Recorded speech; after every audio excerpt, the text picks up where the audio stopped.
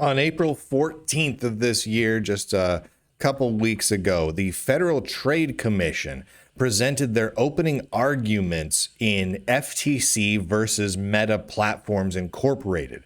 This is the one where the U.S. government is suing Facebook and accusing Facebook of being a monopoly, which could potentially lead to the Facebook maker being broken up into a bunch of mini Facebooks. So we're going to go through some of the slides right now. Thankfully, the FTC has actually published their entire slide deck from their opening arguments, all 109 of them.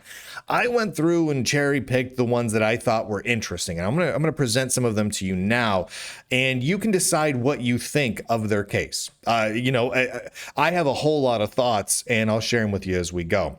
So one of the core things here is that a core of the FTC versus Meta case is that Meta, Facebook, used its position as a monopoly to stop competition by buying out other companies. That's a real core of it.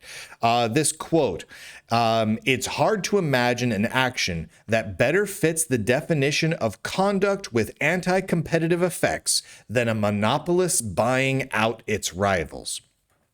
That's fair. That seems to be a real core of their whole argument here, is that Meta, Facebook, when they see a rival, someone that could challenge their authority, or their dominance in a particular market, they buy them, in many cases just simply to silence them. Here's a couple of quotes from an email from Zuckerberg from back in 2012 on one of the slides. One thing that may make neutralize a potential competitor more reasonable here is that there are network effects around social products. What we're really buying is time. Even if some new competitors spring up, those new competitors won't get much traction. He goes on to say that in the next year, the biggest competitive vector for us is for some company to build out a messaging app for communicating with small groups of people and then transform that into a broader social network. This is a big risk for us. These are all from their slides. One of the most damning quotes, or one of the quotes that I felt like gave the most credence to the FTC's position and argument here, is from this particular slide deck. I'm just going to read it to you here. This is from, again, an email from Mark Zuckerberg from November 8th of 2012. Quote, Messenger, Facebook Messenger, isn't beating WhatsApp. Instagram was growing so much faster than us that we had to buy them for $1 billion. It's not exactly killing it.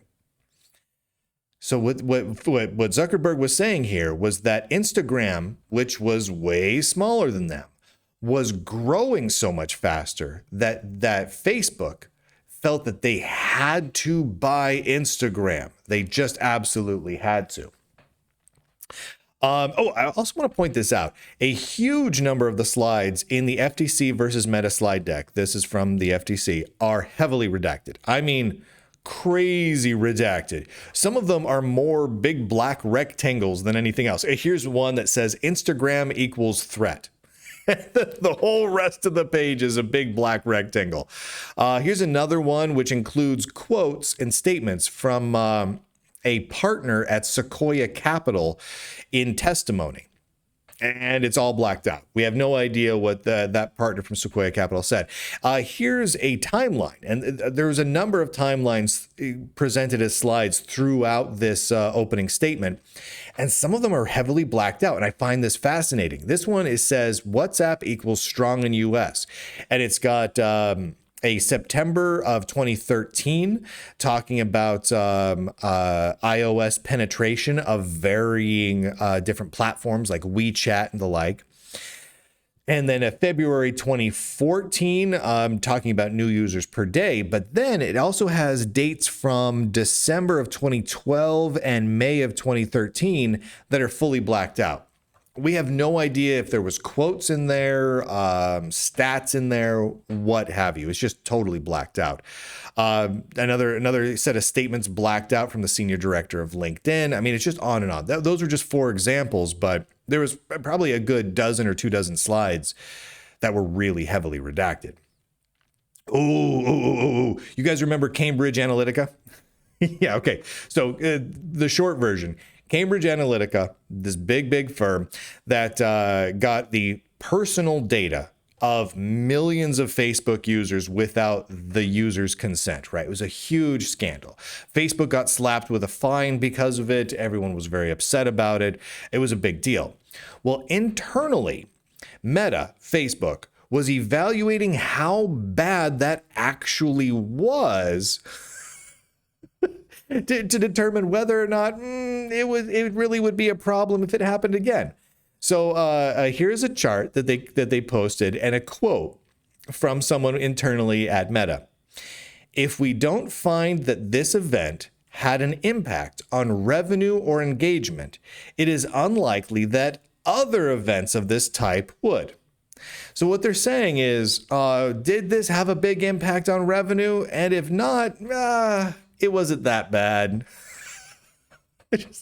I just love that they're making that sort of analysis inside of Facebook. Like, how bad really was the Cambridge Analytica? I mean, I know it was a black eye, but like, was it really all that bad? Like, if it happened again, if we sold a bunch of data, say, to a company, if we didn't lose money the first time around, are we going to lose money the second time? That's what they're saying there. I thought that was crazy.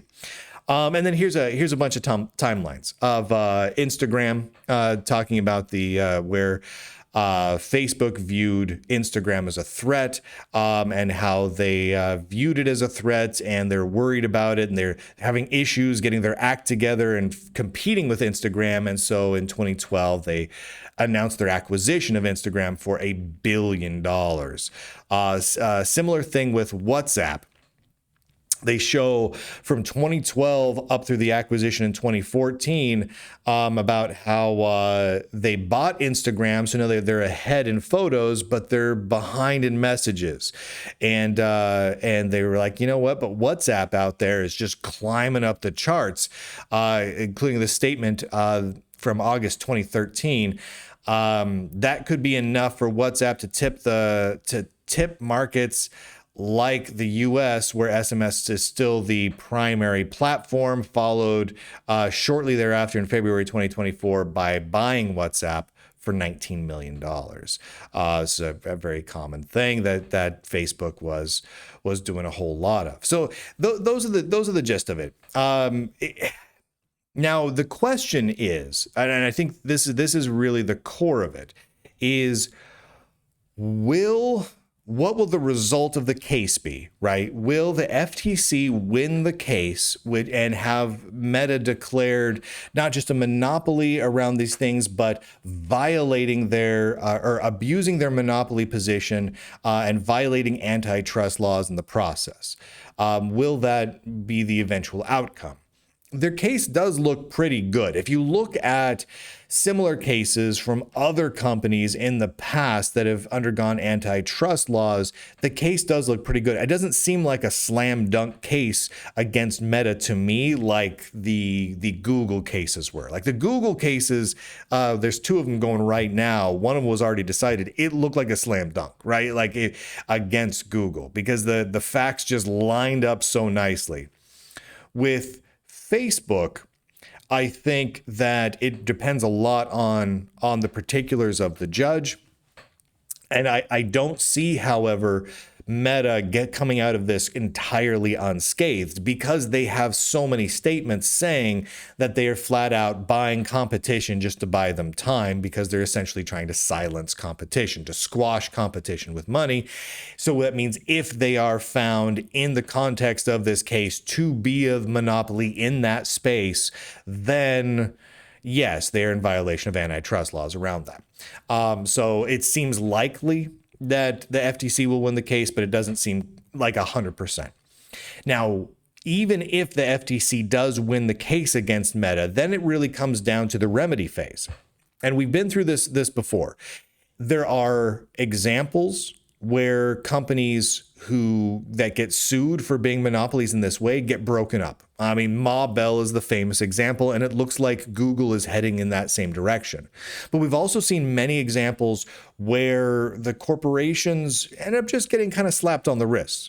Microsoft is a great example. Did Microsoft get broken up into a bunch of mini Microsofts? No. No, they got slapped on the wrist and told to go on their way. What will happen with Meta really depends on how the case lands, exactly what the rulings are, and what the FTC really pursues in the remedy phase. So we've got a little bit of time to go to figure that out. Thank you to the Lunduke Journal subscribers for allowing me to do this sort of coverage. Go to lunduke.com and find all the different ways that you can follow all this coverage along. We'll check back in on the FTC versus Meta case as it moves forward. It's kind of a slow-moving case. I expect, honestly, we're going to see a lot more excitement and activity on the Google case long before we have any real decisions coming down from the Meta case. We've got some serious time ahead of us here. I mean, they just did their opening arguments from the FTC in April, so we've got some time ahead of us here. But if you want to follow along with that, go to lunduke.com, find your favorite way to follow the Lunduke Journal, and then scroll down and find a way to support the work that the Lunduke Journal does, because no one covers these stories, certainly not accurately, other than the Lunduke Journal. So we couldn't do this without you. So thank you for all of your support. It means the absolute world.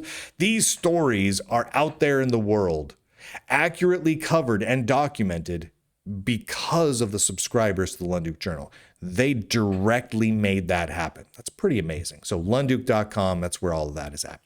And with that, ladies and gentlemen, boys and girls, nerds and nerdettes across the inner tubes, I do declare, end broadcast.